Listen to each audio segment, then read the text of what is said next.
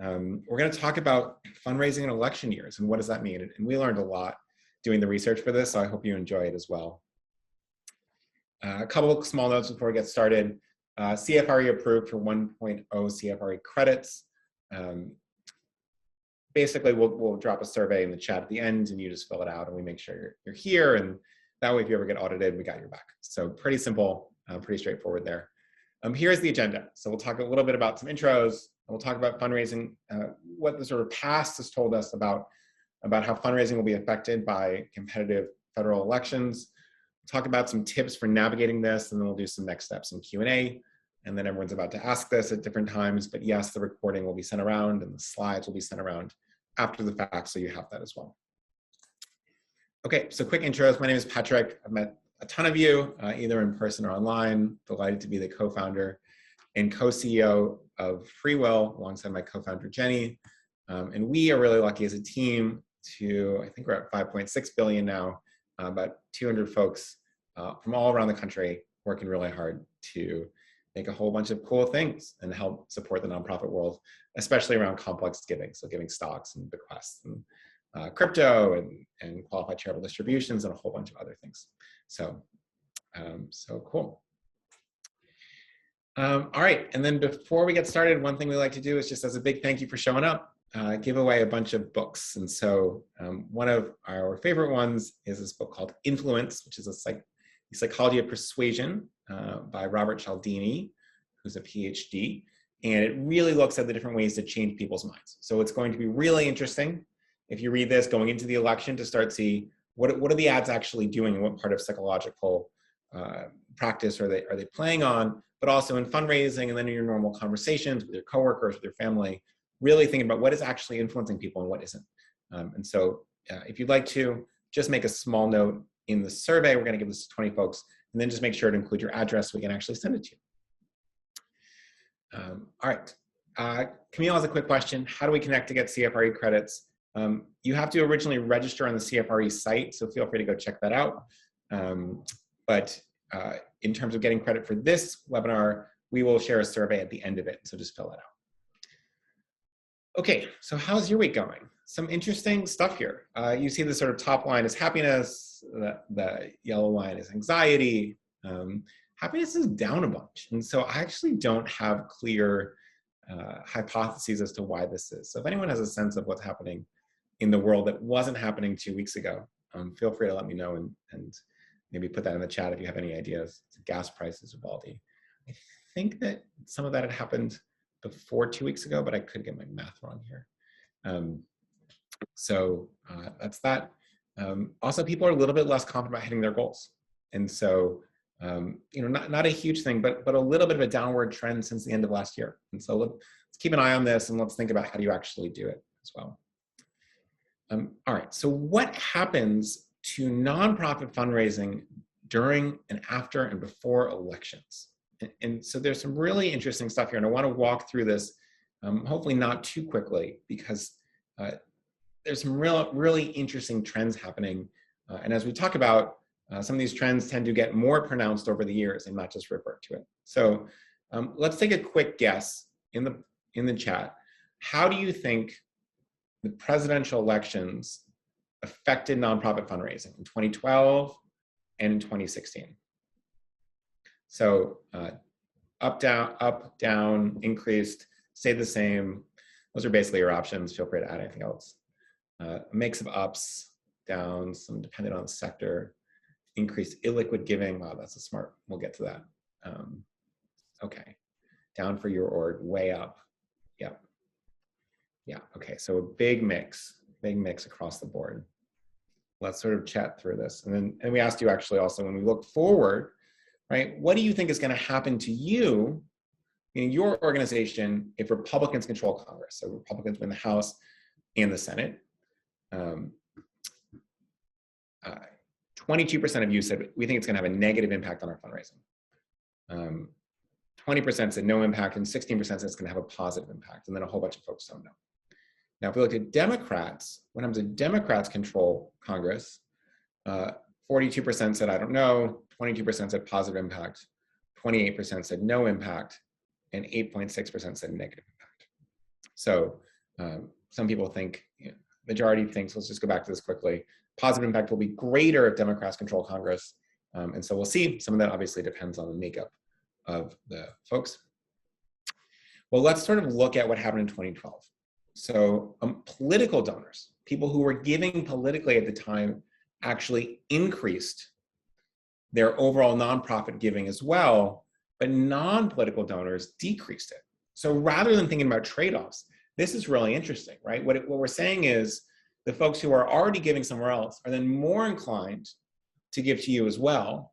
And the people who are not giving politically actually aren't sort of moving that money to nonprofits.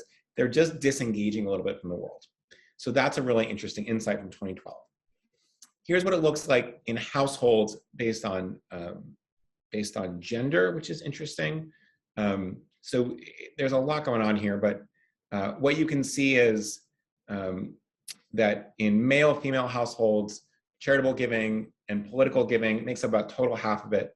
And the political donors gave more to nonprofits, the non-political donors gave less. In female-only households, there was basically no change among political donors, but non-political donors gave somewhat significantly less. And in male-only households, you saw that same increase as male-female households, where political donors gave more, and then the same decrease otherwise, where non-political donors gave less. So summarizing this quickly, what it means is that people who are engaged in politics are actually sort of thinking a lot about the community, thinking a lot about different causes, thinking a lot about other things, and are in the practice of giving, right? Because your political campaigns are asking for money all the time, and it gets people in the habit of listening and hearing, and maybe it's not just being drowned out, it's that these folks are sort of, okay, great, now I'm thinking about giving holistically, because I'm reminded about giving so much. And the folks who are feeling this like deluged by it just say, oh, I've got to step out, and I've got to sort of get into a cocoon a little bit as well. So interesting. Now, Misha says, a lot depends on the type of the cause a nonprofit is focused on. So Misha, great point. Let's dive in here. Overall giving went up in 2016 by 2.6%, but giving shifts. So you saw, this is right after the initial Trump election, for those of you that don't remember that, 300,000 new members of the ACLU, 50 times increase in post-election giving to the ADL. There's a large spike to women's rights groups, and political giving spikes as a percentage of charitable giving in the final few months of elections. So we'll talk more about this in a second. But take a look at this graph. I mean, there's a lot of really interesting stuff here. This is from CCS. Thank you all, the team at CCS. And look at end of year election season. So that top line, that black line, is of all the donations, charitable and political, what percentages are going to charities and what percentage are going to political campaigns or PACs or candidates or whatever. And what you can see is that, going all the way back to 2004, this is, if I recall correctly, the Bush-Kerry election, close election, and at some point, political giving is, it's this orange line here, really sort of spikes, and charitable giving comes down, but we're not necessarily crossing that line a lot. Now, this graph, by the way, is a little bit confusing because you actually see, if you're paying attention, you see one table on the left, right? One scale, one table on the right. So it's actually not the case that political giving crosses charitable giving at any point, but you can see how dramatically the political giving has increased over the years, right? So we're peaking at about 7-8% in 2004, in 2008, right? 2008, remember, is a very engaged election. It's Obama, it's McCain, lots going on. Even those 2010 midterms, you're actually seeing a higher percentage of giving compared to the presidential 2 years earlier. And then 2012 rolls around, right? So this is Obama re-election against Romney, I believe. Someone can correct me if I'm wrong here. And suddenly giving reaches 12%. So you're seeing a lot more political giving across the board. Now, midterms 2014 tend to be a little bit ho-hum in terms of giving, but then we're back up to 2016, and suddenly you're reaching new heights here, right? Even higher. What's happened is that donations to political campaigns are increasing over time, even as the percentage of households donating to charity has gone down. So 12% of US adults gave to political candidates in 2016. This doubles 24 years earlier in 1992. but 53% of households gave to charity in 2016 compared to 2/3 in 2000. So you're seeing a really big shift. Now, some of this is correlated with reduced church attendance or place of worship attendance and religiosity across the board. And so for many people, that was their primary area of giving. And over time in the United States, church attendance has gone down. However, donors who give to candidates also tend to increase overall donations to charities. So really, really interesting. What else is happening? Well, overall giving went up by 2020. Obviously, there's a bunch of factors in play: global pandemic, massive protests around racial justice, and a presidential election. But sure, we see giving going up. Now, this is the really interesting piece. And so somebody mentioned, I guess Misha said, in my experience, it depends on what cause your organization is affiliated with. And I don't know exactly how they classify liberal versus conservative nonprofits, but let's sort of take this as a given for a moment. What you see is that when a candidate from the opposite party of which you might be most closely affiliated with, obviously not sort of actually affiliated in this context, but sort of might mirror your values to the same degree, the opposite party will drive giving in the opposite sector. So when Trump is elected, you actually see conservative giving going down and liberal giving going way up. Barack Obama, small increase for liberal nonprofits, much larger increase for conservative nonprofits. Barack, the first time, liberal nonprofits are going down, right? And partly, that 4%, it's not a big switch. Why is that 4%? That's because the current president stayed the president, right, from the previous year. Now, Barack is elected in 2008, and you see a meaningful drop, like 11% here for liberal nonprofits and a 23% bump for conservative nonprofits. When Bush is elected and re-elected, which was a little bit surprising to folks, 40% bump in liberal nonprofits, only 4% bump in conservatives. And so what it means is that if we're thinking about this, right, if you are a conservative nonprofit, you might want to make sure you're thinking about budgets in case Democrats hold the House. Maybe in that case, your fundraising is going up. But if there's a Republican wave, which some folks are projecting, you may actually be thinking, oh, my budget could be dropped by 10%. Same thing, if you're a liberal group and you fundraise X amount over the last year, and suddenly we're thinking, Republicans are going to sweep Congress, you might be projecting increased fundraising. And so you want to start preparing for that. There's a 58% increase in contributions to organizations aligned with the losing party. This is presidential, but we can extrapolate for midterms, and a slight decrease with winning party. But the result is larger when unexpected, right? So you saw those Trump numbers, when an unexpected thing, slight decrease to non-aligned or apolitical parties, but you have this sort of massive shift across the board. Does this make sense?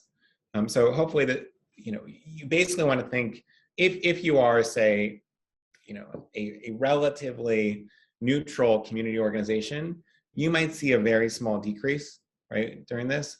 But if you're a highly advocacy-oriented, highly cause, and that cause is associated with one party and not the other, you really want to be making sure you're planning for multiple outcomes here, because your budget might be dramatically different based on the actual outcomes of the political campaign. Some more interesting stuff here as we look about the overlap of politics and charitable giving. The more Republican a county is, the more residents give to charity, right? So this just tends to be true across all census. Some of this also increases, Republican counties tend to be a little bit more religious across the board, not exclusively, but certainly at a broad level. And so that does have some impact here. But Republican donors actually give less in Democratic-leaning counties, which is interesting. So it's not just Republicans giving more than Democrats, it's Republicans in Republican areas giving more than Democrats. Residents of Democratic-leaning counties tend to give a little bit less, but also times those places also have higher taxes. And so overall, more money tends to flow into causes, but some of that is taxes and some of that is donations. It's an interesting dynamic.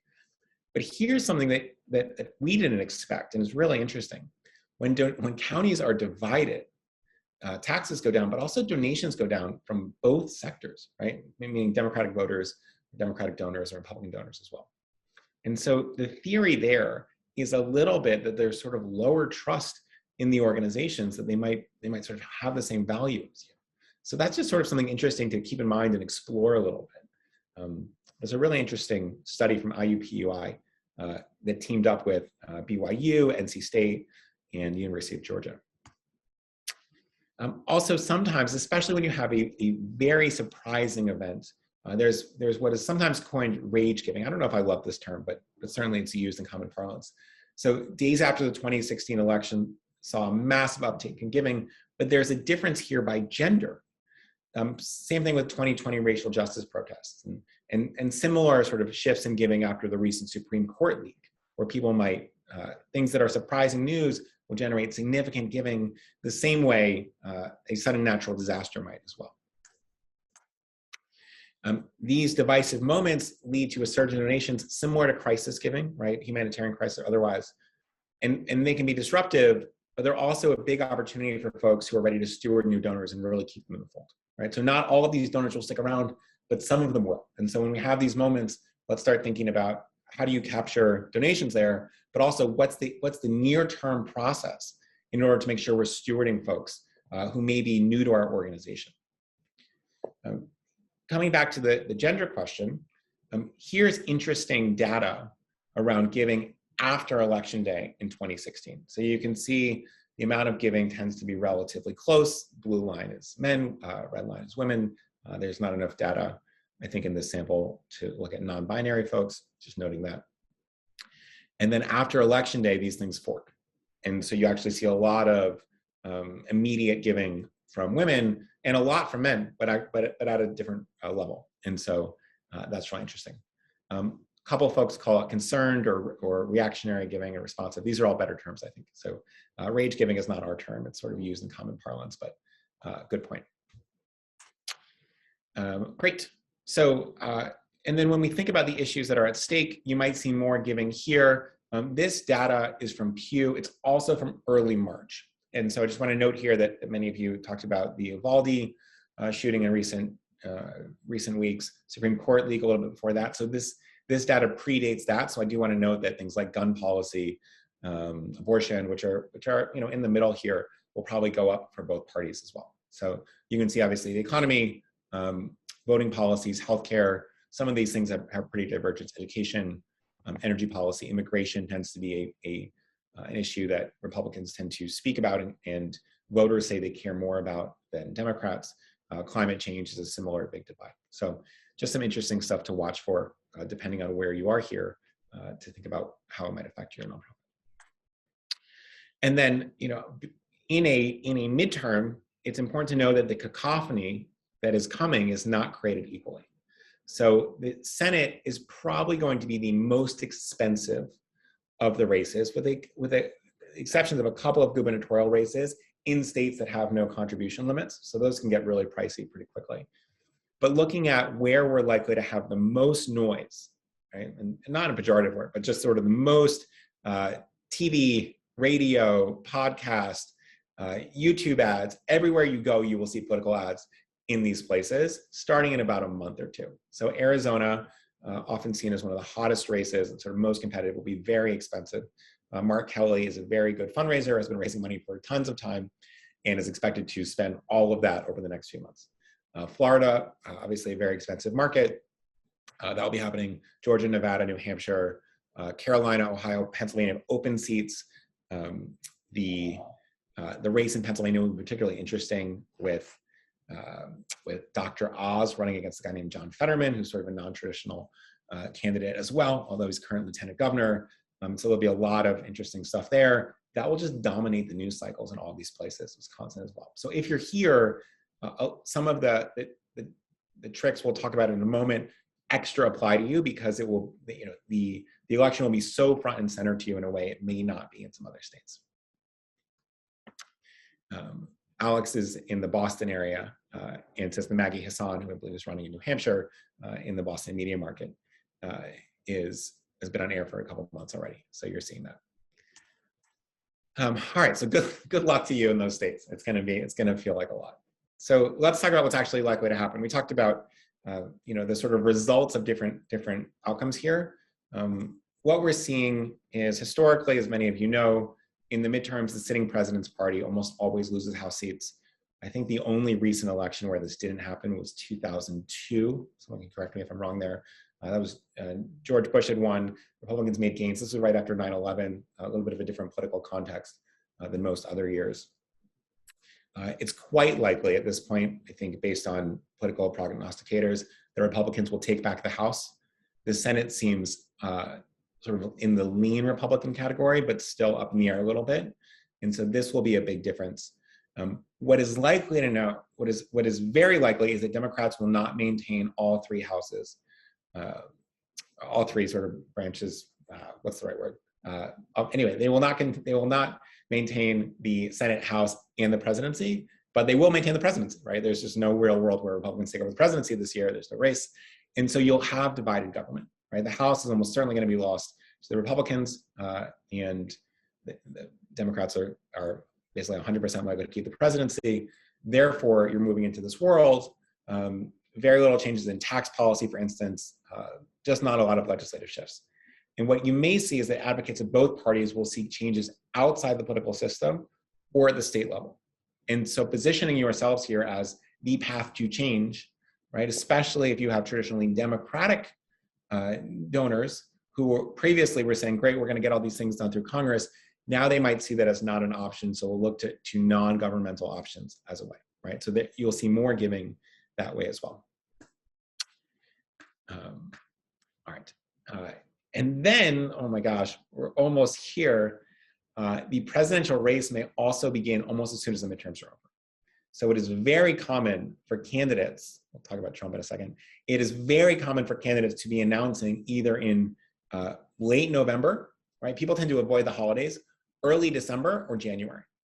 And all of that's moving up a little bit. If you, in 2004, I guess, then Senator Barack Obama announced in late January, and in the years since, that's moved up and up and up. There is even some discussion that if President Trump runs again, that he may announce this summer as a way to crowd out other candidates. What it would mean then is that President Trump is back on the national stage in January, and donor attention may turn to this, right? There's just simply no individual in recent memory who can capture the media attention and the focus of both Democrats and Republicans to such an extraordinary degree, and that may shift the landscape in the same way we saw in the surprise win in 2016. So there will be a lot happening. Buckle up. Please enjoy your summer before this gets so hot and heavy. But this is the American political system that many, but not quite all of you live in. And so this is what's we're likely to see. Yes, Olivia says former President Trump. That's correct. Tips for navigating this election year. So we asked you, will your fundraising strategy change? And a lot of you said, I just don't know, right? Some people said no, some people said yes. But for the most part, we said, we don't know. And I think this is going to be particularly true for those of you in these really thick Senate states. Some of you have an overlapping gubernatorial race, and so that will add to the noise. But generally, this is going to be true across the board. First tip is take a hard look at your communications calendar now, and you may want to be front-loading asks earlier this year, right? It will be better for you to front-load giving as donors get busier and more distracted a couple months before the midterms. We've talked about the Senate races. This will mean that they are hearing tons of ads, but also they're getting a lot more email. They're getting a lot more phone calls. They'll also be getting a lot more text messages, which is interesting. That's really shifted over the last few years. And there's a real risk of being unable to break through these supporters in these months, right? And by these months, we mean September, October, early November, right? Basically 2.5 months. From Labor Day until Election Day, it's going to be a lot. In some states, before we get on this, in some states, you will see that the immediacy after Election Day, right? If there's a recount, if there's something else, will also take a ton of attention. Some of your states have runoffs. I believe that's true in Georgia. So, you won't get a break come Election Day there. Phone calls may become less frequent for you or need to be scheduled ahead of time. Those of you that have lived in New Hampshire or Iowa during the presidential race or sort of in a swing state during the final days of an election will remember that your phone is just ringing off the hook, right? Robocalls are cheap. A lot of the do not call rules do not apply to political organizations, and so they can just sort of run robocalls and do other things on top of volunteer calling and live calling, et cetera. And so all of this is just going to be very difficult for you to break through. 2 weeks before and after November 8th may be the hardest, and be aware that you're different, based on your affiliation, you may have swings up and down as well. Vice versa as well. So that means that if you are a conservative charity who's thinking, probably might do pretty well, you really want to be front loading your asks as well. If you are a progressive charity and you're expecting a wipeout in the House and Senate, you might want to think about some mid-November things as well. Second piece here is let's really talk about non-competitive giving types so that you're not sort of in tension, especially during those months. In 2020, $14 billion was spent on the election. This was more than twice as much as previous records. 2/3 of this was from individual donations. So what it means is that this trend is likely to continue. And while the midterms won't be at 2020 levels, they will be significantly higher than previous midterms. Political campaigns can only take cash with some rare exceptions. There are a couple of candidates dabbling in crypto. That won't be mainstream for another 2 or 4 years. Stock, not an option for candidates. Crypto, not really an option. Donor advised fund, no option at all. Planned giving, obviously not a thing for political campaigning. All of these face no competition, and so you still have your clear swim lanes. While as asking for $20 is going to go up against 24 candidates asking for that same cash. This is especially true for donor advised funds. So let's talk about donor advised funds for a moment, because there is zero option to give these to political campaigns. They're already tax deductible 501c3, not eligible for that sort of stuff. More than $10 billion was given from Fidelity Charitable last year, a 13% increase from 2020 and a 41% increase from pre-pandemic. So tons of money is sitting here. This money is, as we mentioned, cannot be used for candidates, cannot be used for political parties, cannot be used for political action committees. And so it's earmarked for 501c3 charities, of which almost all of you are. When we look at the total grant dollars volume by year, this is not all DAFs. This is just one donor advised fund in Fidelity. And so I don't believe that it makes up 50%. I think it's considerably less. And so you're seeing the amount of grant volume year over year. I mean, it's pretty striking. Fidelity only granted $1.6 billion in 10 years ago. And now looking at last year, that's about, 7 times larger? I mean, we're really seeing extraordinary growth here. And this will continue. And so really leaning into donor advised funds will be quite useful. They're also much larger than cash gifts. Average grant's about $4,500. And the other thing to note here is that what's going into these funds. So people are typically sending various non-cash assets into the funds. By far, the most common is publicly traded securities. You can think of these as shares of stock or shares of mutual fund or index funds. More than 331 million was contributed in crypto, which is more than 10 times the year before. So you're seeing a lot of this shifts as well. In graph form or in sort of logo, this is from Fidelity as well. Cash makes up only about 1/3 of all giving into DAFs.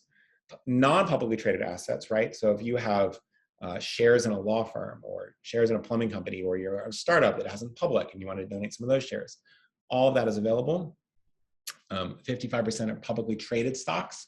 And so what you see here is the lion's share of giving into this massive vessel is not cash.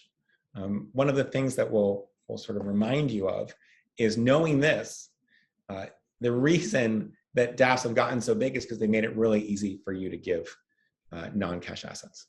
And one of your jobs as a nonprofit fundraiser is to make it as easy to give non-cash assets to your organization as it is to a DAF. And part of the reason that DAFs have gotten so big and a little bit annoying to a lot of folks in the nonprofit world, because it's a lot of money going to a place that may just hang on to it for a while, is because the gap between how easy it is to give stock or crypto or non-public assets to them is much easier than it is for many of your charities. And so that's a really big thing that needs to get fixed over the next few years. The biggest difference we see, just sort of dovetailing on this for a moment, between folks who are hitting or exceeding or growing their fundraising goals and those that are missing it, is whether or not they're good at taking non-cash assets. Are folks confident in asking for non-cash gifts? Are gift officers trained effectively in asking for this? Do teams market stuff besides a $40 cash donation? And this stuff is really, really, really important. When we think about this, it means that your organization needs to really be focusing on donor advised funds this year in particular. but also things like stock donations and crypto donations and more. Plus, cash is becoming less valuable with inflation. So one of the problems is that people are anchoring either on giving you a couple shares of stock or $100, and that $100 that they've given for many years in a row is actually worth less right now to your organization and the impact you can have than it was 5 years ago. But people's mental model doesn't sort of shift there, right?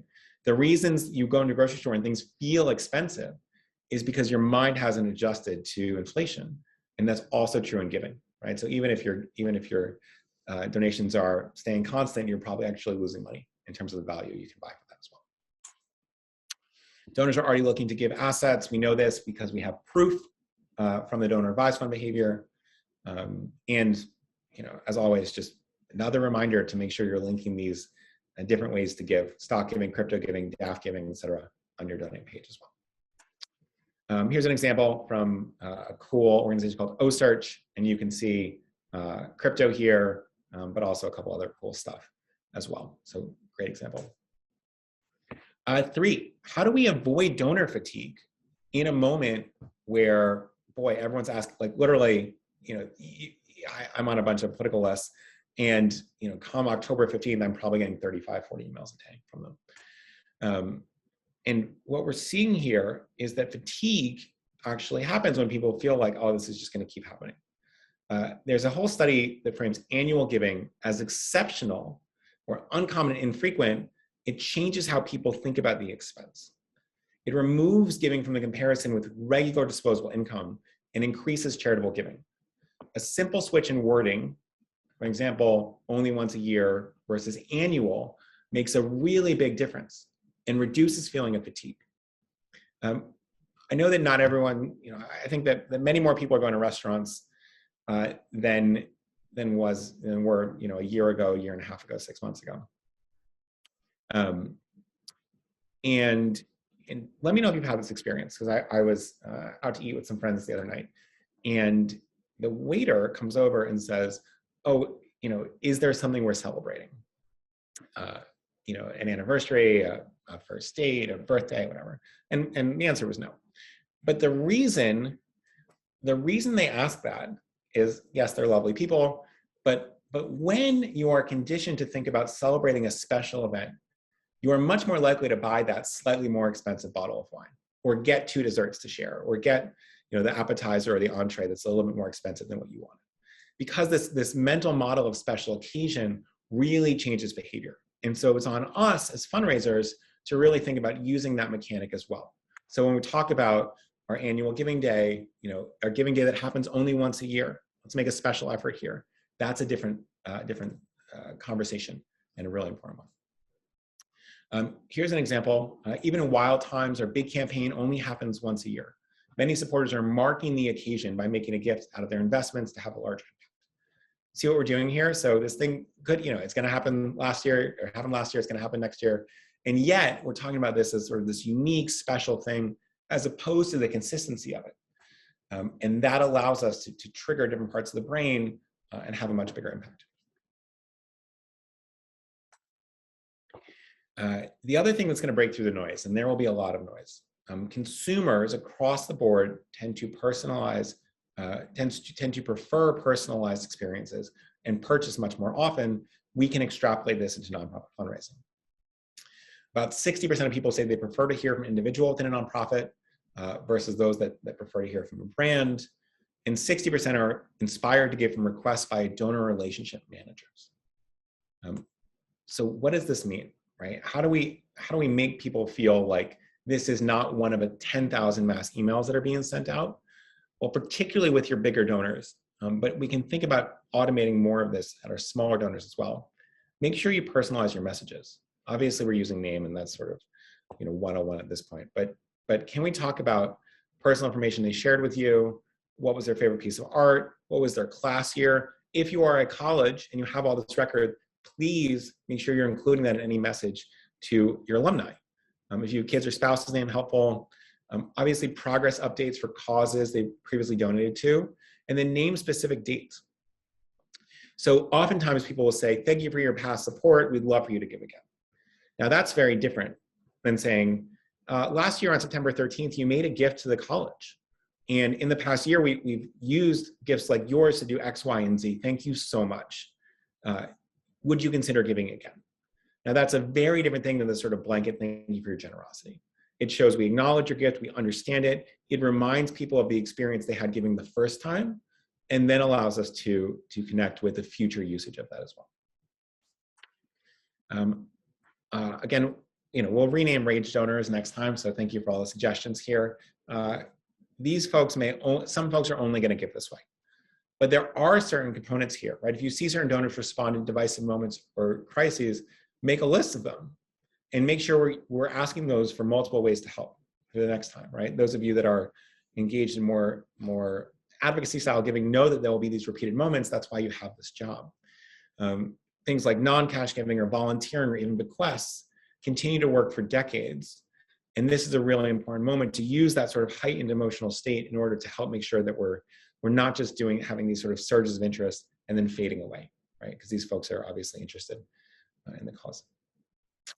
And then this last thing that I want to note is leveraging the energy for planned giving. So there are some donors who are going to think, I really need to commit dollars this year to causes impacted by elections. But you can leverage the energy of the moment to support work for an ongoing period. And depending on your organization that leans politically, and along with end of year giving season, you may actually end up with tons of traffic on your website generally. So what you'd want to do here is when you're doing these donations and people are feeling a surge of energy and connection, it's a great moment to talk about legacy giving, right? So those of you that are more deeply in planned giving will know more of this, but sort of shorthand version is these gifts tend to be thousands of times larger than your normal gifts, and some of them are millions of dollars from people you might not have expected.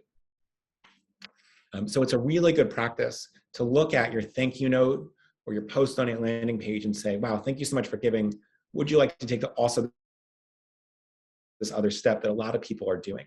And that may result in your $40 gift turning into a $2 million legacy gift. And this is that sort of thank you note and the post donate landing page is missing, is sort of a lost opportunity by a lot of folks. And so don't miss out there. You might be losing out on a lot of giving as well. Okay. So a couple of final points here. First is just a reminder, we are going to drop this survey into the chat as well. So please fill that out if you get a moment. This is how we can record the CFRE credits, give out this book, and then also just hear from you. It's really valuable for us to learn about what went well and what didn't. So please do that as well. Thank you so much, Simone. So if you can click on that right now, that would be super helpful. One of the things that's in there, you can also make a note in the survey, is this crypto fundraising guide that we put together. So make a note in the survey if you'd like that. A couple other things to note. The FreeWill has been really hard at work over the last few years to build a bequest tool, which is actually now the #1 estate planning tool in the United States. Two things that you can do with this if you want to. You can share it with supporters. There's a whole sort of avenue and product around that. Or you can also be featured in your state or in your county or at a national level to everybody doing their estate planning there. And so that actually is probably the single most effective fundraising strategy on the planet right now. About $6 million in bequests every single day. And so big shout out to the folks who are working hard at that at FreeWill. Also, some really cool tools that folks have found success with around helping donors give stock. This is really good, taking donors away from giving cash into giving stock as a way to dramatically increase giving from the same folks and hit goals. So that's been cool. And then some crypto giving as well. So we're hard at work on that. And this has been really fun to learn about and to help charities understand. And it's honestly been it's been a wild journey over the last 8 months working on this and a lot of learning. So in the future, we'll do a whole session on crypto giving again, because so much has changed even since the last one we did in January. All right, and then last note is that my colleague Alyssa is doing a whole session in July to sort of walk through all these tools. And you can also, by the way, ask for a one-on-one walkthrough as well. So if you have questions, please put them in the Q&A. I'm actually going to read all the questions that are compiled. We'll do a short break here so I can read them, and then we will get down to them.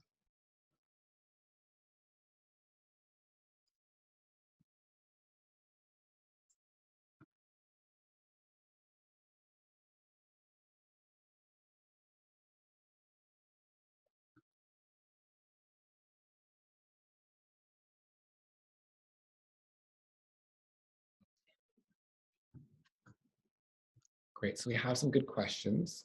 Thank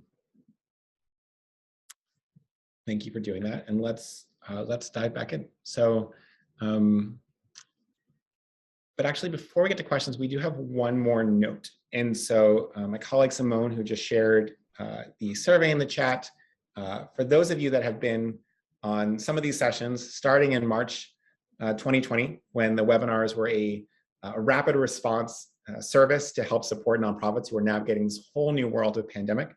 This one's actually number 57 that we've done. So some of you have been to all 57, which blows my mind. Some of you have been to dozens, some of you have been to several.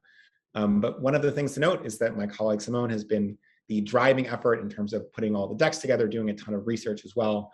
And next week, I think, is her last week at FreeWill. And so a huge thank you to Simone. Simone, I don't know if you might be in sweatpants right now, but feel free to hop on camera and say hello before we depart. But we're a huge set of gratitude. If you have learned a ton over the last 2 years, like I have, feel free to note that as well. Let's see if we can get, see if we can make this happen.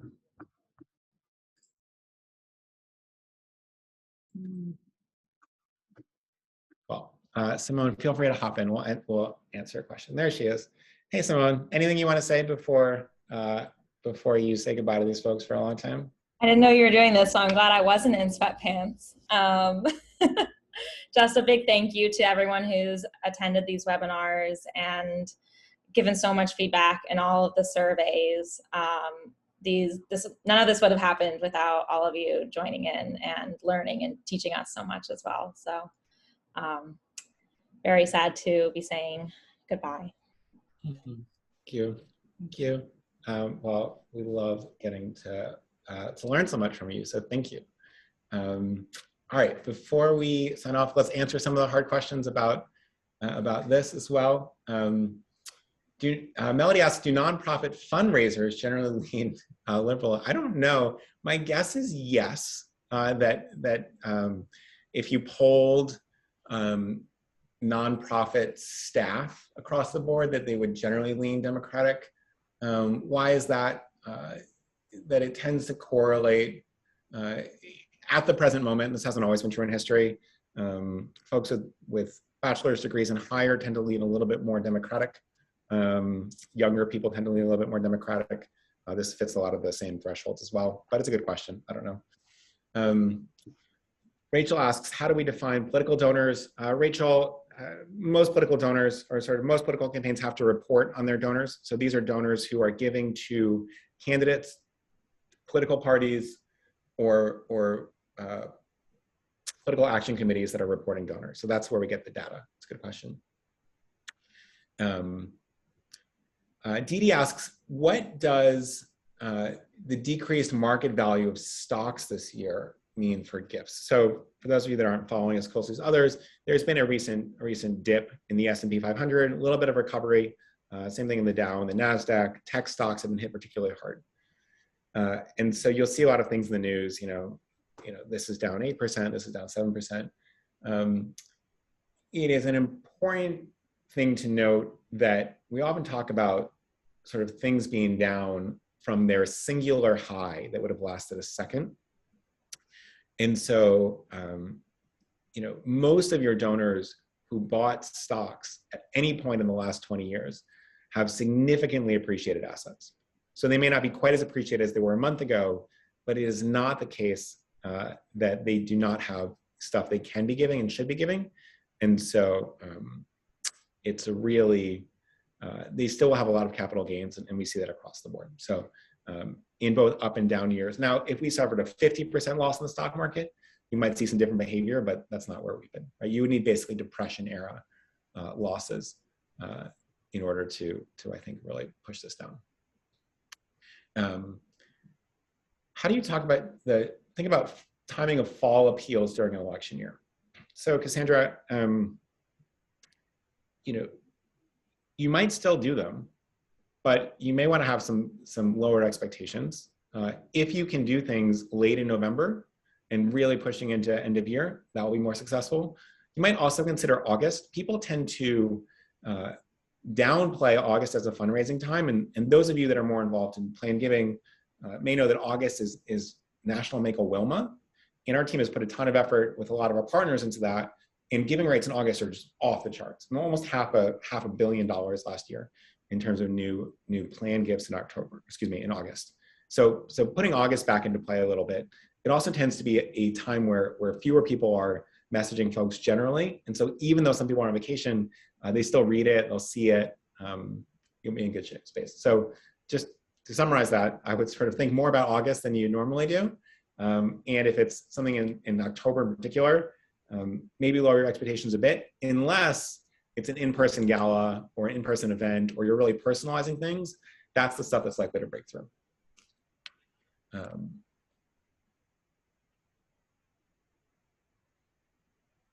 Good questions. Ooh, this is a good question. Hannah asks, is there a free public use online tool that you suggest for nonprofits to perform political giving research on known pre-existing donors? That is a good question. I believe someone else who's done more of this, things like Open Secrets tend to have, you can actually search political donors, and that's sort of up to you as whether you want to do it. I believe there are some restrictions on using that data for fundraising purposes. So maybe someone else in our session knows more about this, but I don't think that it is enforced. So but generally, because candidates are forced to disclose that information, it is specifically intended not to be used for other fundraising purposes. But I think it is constantly anyway, so you can make your own decisions about that. And I believe that things like iWave and Donor Search and Wealth Engine and EVA seems to agree. These are all sort of wealth screening tools that they also pull political giving. So that's a good question. And then there's one more question around whether a nonprofit should establish their own donor advised fund. The short answer is probably not. They tend to be a lot of work. They tend to be a lot of effort. You need to then manage the fund or other things like that. There are a few nonprofits that have done this with success, but virtually all of those are much larger than potentially you are. So the folks that tend to do it are things like Notre Dame and Duke and Harvard, just sort of massive institutions with tremendous amount of staff power, and there's some more sort of complex conversations we can have around that, but I know a very few medium-sized folks that do it. Now, community foundations play a role there, right? So it may be that some of your donors are working through community foundations, and then many religious groups have sort of a similar model where it's a sort of a local foundation will handle complex giving for a series of congregations or a series of Baptist-related entities, for example, rather than sort of have each person or each individual smaller Baptist entity in the region be able to handle their own stock giving, for instance. And so that happens quite regularly. All right, so let's pause there. Thank you so much for joining. We'll make sure we'll give you all a few minutes back before your next session. But again, a big thank you to Simone, a huge thank you to you all for joining. It's going to be a tricky year, and it will be fun to navigate together, and we will learn a lot. And then, some folks had this other question around what do you do in stocks? The truth is we are potentially staring down a recession, right? That seems to be the widespread belief among some financial experts. The US economy hasn't really seen a prolonged recession since 2008, setting aside the sort of very short downturn in 2020. And so, many of us are sort of not seen that in a long time. There will be some interesting aspects of giving here. Right? Giving did not crater in 2008, mercifully, or in 2009, a slight decrease, right? It didn't grow as much, but the bottom didn't fall out. But there are some really interesting things about how do we navigate a recession? How does donor psychology change? How might the landscape change across the board? And so in 2 weeks, I guess, we'll be diving in on that. So there's a whole bunch more research for us to do between now and then, but we promise it will be really informative. Thank you again. Looking forward to chatting to more of you soon. and have a wonderful week. Talk soon.